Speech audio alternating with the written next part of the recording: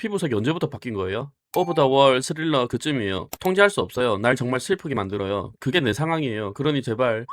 좀 간절함이 느껴진다. 피부를 와우. 표백하고 있는 건지. 당신의 피부가 옅어진 것이 흑인인 것이 싫기 때문인가요? 성형수술은 몇 번이나 했죠? 당신은 동정이에요? 왜 항상 가랑이를 잡는가요? 오프라 윈프리는 유명한 개쌍년이었지. 마이클 잭슨을 인터뷰하는 오프라 윈프리.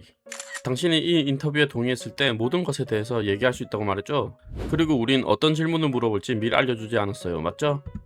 당신의 피부색은 확실히 달라졌잖아요. 그치? 난 그게 제일 많은 논란과 짐작을 일으켰다고 생각해요. 당신이 뭔가 했거나 하고 있는지에 대해서 말이에요.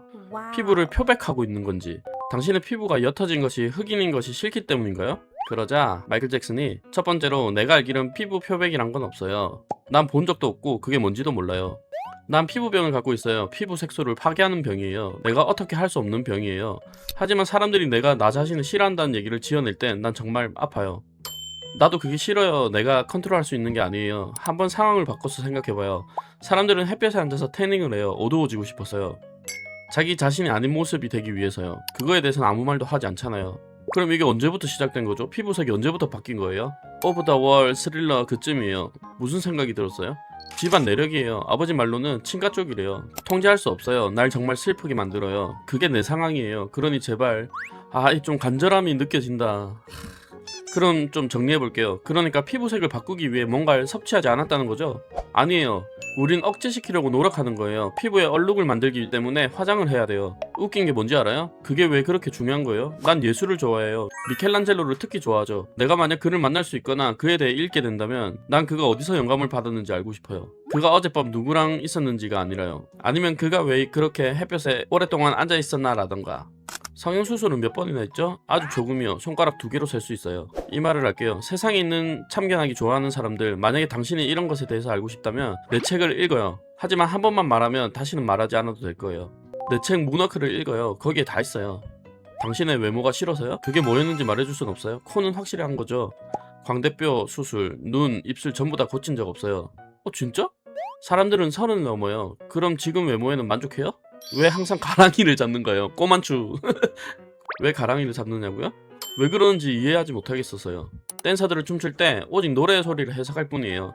만약에 세찬 베이스가 있으면 당신은 그 베이스가 되는 거예요. 첼로나 현악기가 있으면 그게 되는 거죠. 그 소리의 감정으로 변하는 거예요. 알겠어요? 그래서 내가 춤출 때 내 자신을 붙잡을 때는 내가 이제부터 여길 잡을 건데 별로 좋은 데는 아니야 이런 게 아니라고요. 난 리듬의 노예예요. 연애하기도 하나요? 데이트해요? 네. 누구랑 하는데요? 지금 당장은 브룩실즈요. 지금부터 할 질문이 좀 민망하긴 하지만 그냥 물어볼게요. 당신은 동정이에요? 와... 저... 어떻게 그런 질문을 할 수가 있어요? 그냥 알고 싶어요. 난 신사예요. 신사요? 난 신사예요. 젠틀맨이네. 그럼 그걸 이렇게 해석할게요. 당신은 숙녀는 숙녀라고 생각하죠? 그러니까 그건 그냥 사적인 문제예요. 공개적으로 얘기할 수 있는 게 아니에요. 내가 구식이라고 말해도 좋아요. 그래서 대답하지 않을 거예요? 와, 오프라 윈프리 쇼도 진짜 졸라 좀 셌구나. 오프라 윈프리 쇼 엄청 유명한 쇼잖아. 오프라 윈프리는 유명한 개쌍년이었지. 아이러니하게 저 인터뷰 이후로 진짜 개떡상에서 지금처럼 유명해진 착한 사람 이용해서 뜬 대표적인 케이스. 이 인터뷰 이후로 오프라 윈프리가 개떡상했구나.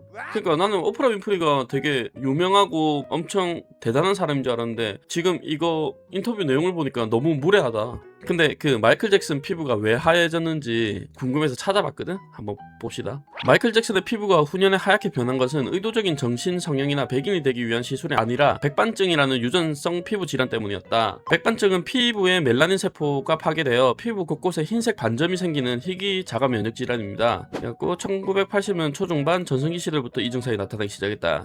처음에는 손이나 팔, 얼굴 등의 작은 반점으로 시작해 시간이 갈수록 몸 전체로 걷잡을 수 없이 퍼져나갔다. 처음에는 얼룩덜룩해진 피부를 감추기 위해서 어두운 색 파운데이션으로 화장을 했지만 이미 흰 반점이 피부의 7-80% 이상을 덮어버리자 더 이상 검은색으로 덮는 것이 불가능해졌다. 결국 의사의 권유에 따라 남아있는 어두운 피부 부분을 하얗게 맞추는 탈색 치료를 받게 됩니다. 이 때문에 피부가 완전히 백인처럼 하얗게 된 거래. 멜라닌 세포가 사라진 피부는 자외선에 무방비로 노출되면 심각한 화상을 입거나 피부암으로 발전할 수 있습니다. 그가 항상 검은 우산, 양산이나 선글라스, 마스크, 긴 소매 옷을 고수했던 이유도 패션이 아니라 생존을 위한 햇빛 차단책이었다. 와, 진짜 사람들 오해한 거네. 근데 나도 여태껏 백인을 추종해가지고 백인처럼 되고 싶어서 그렇게 했다고 나는 알고 있었거든? 그게 전혀 아니었네. 나도 너무 오해하고 있었다. 사후에 밝혀진 진실. 마이클 잭슨은 1993년 오프라 윈프리 쇼에 출연해 방금 본 그건가 보다. 나는 흑인인 것이 자랑스럽다. 피부가 변하는 것은 병 때문이라고 눈물로 호소했지만 당시 언론과 대중은 이를 믿지 않고 백인이 되고 싶어 환장한 스타로 매도했습니다. 그러니까 나도 요걸로 알고 있었거든. 완전 오해였어. 확실히 알아야 돼 사람은. 하지만 2009년 그가 사망한 이후 공식 부검 결과 문서에 백반증을 앓았음이 확인됨이라고 명시되면서 그가 했던 말이 모두 사실이었음을 법적으로 의학적으로 증명되었다. 그렇대. 지는 얼마나 억울했겠노, 그지? 이동진의 마이클 영화 평점 공개. 와, 이동진. 영화에 미친 피 두 남자의 마이클 리뷰. 이 사람 누구야? 아기 이동진이라는데? 그 모든 흥분에도 기이할 정도로 영화적 야심과 시각이 결여되어 있다. 무슨 말이지? 나는 이런 말 보면 무슨 말인지 잘 모르겠어. 마이클 잭슨에 대한 팬심은 팬심이고 영화는 영화다. 그냥 팬심. 영화는 별론가? 전기라 하기엔 서사가 부족했고 그냥 마이클 잭슨 쇼츠 같은 느낌이라 보는 게 맞음. 물론 2시간 동안에는 마이클 잭슨 노래 듣는 거 개쩔었음. 와, 이건 좋겠다. 근데 끝날 때도 엥? 할 정도로 어이없게 끝나서 찾아보니 마이클 유산회에서 챈들러 관련 얘기를 다 자르라 했더라고. 그래서 그 부분을 자르면서 가장 큰 핵심 이야기가 빠지는 것 같아. 그럼에도 불구하고 2시간 동안 재밌게 봤다. 근데 영화라 하긴 뭐하고 마이클 잭슨 쇼 정도로 느낌.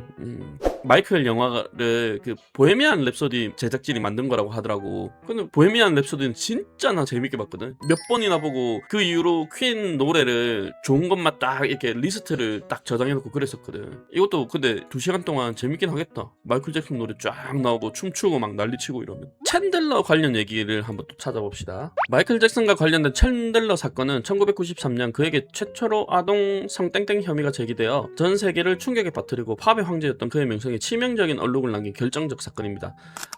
그래, 이 사건 있긴 있었어. 그래가지고 와, 내가 마이클 잭슨을 많이 오해했었네. 한번 보자.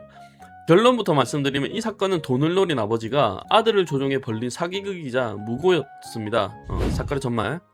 마이클 잭슨은 당시 13세였던 소년 조던 챈들러와 함께 친하게 지내며 그의 가족과도 교류했다. 잭슨은 평소 아이들을 좋아해 자신의 저택인 네버랜드에 초대해 함께 놀기도 했습니다. 그래, 그 옛날에 마이클 잭슨 집에 뭐 놀이공원도 있고 동물원도 있고 막 그런 소문도 돌았잖아. 그런데 조던 챈들러의 친아버지인 치과의사 에번 챈들러가 잭슨을 상대로 민사소송을 제기합니다. 마이클 잭슨이 자신의 아들을 성추행했다는 폭로였습니다. 당시 대규모 월드 투어를 진행 중이던 마이클 잭슨은 이 소송으로 인해 커리어가 송두리째 흔들리는 위기에 처했습니다. 2,330만 달러의 합의. 변호인단은 긴 재판 기간 동안 투어가 무산되면 손해가 더 막심하다며 합의를 권유했다. 그러면은 유죄를 인정하는 거 아니야? 결국 잭슨은 자신의 무죄를 주장하는 조건 하에 2,330만 달러, 현재 가치로 수백억 원이라는 거액을 주고 사건을 무마했다. 그런데 이 합의는 잭슨의 발목을 잡았습니다. 대중과 언론은 죄가 없는데 왜 돈을 주냐? 그러니까 나도 이 생각인데? 며 그를 사실상 아동 성 땡땡자로 낙인 찍었고 잭슨은 이때부터 심각한 대인기피증과 불면증에 시달리며 진통제 약물에 의존하기 시작했습니다. 이 사건의 추악한 진실은 시간이 흘러 완전하게 드러나게 됩니다. 에번 챈들러가 소송을 제기하기 전 아들 조던에게 의식을 몽롱하게 만드는 최면 진정제를 투여하고 잭슨에게 성땡땡을 당했다는 거짓 기억과 진술을 강요한 녹취록이 폭로되었습니다. 아버지는 파산 위기를 넘기기 위해 돈이 필요했던 것이다. 와, 진짜 너무하다. 아들의 양심 고백. 저 조던이 양심 고백하나 보다. 마이클 잭슨이 사망한 직후인 2009년 성인이 된 조던 챈들러는 양심 선언을 했습니다. 마이클 잭슨은 나에게 아무 짓도 하지 않았다. 파산 위기에 처했던 아버지가 돈을 뜯어내기 위해 거짓말을 시킨 것이라며 눈물로 사죄했습니다. 와...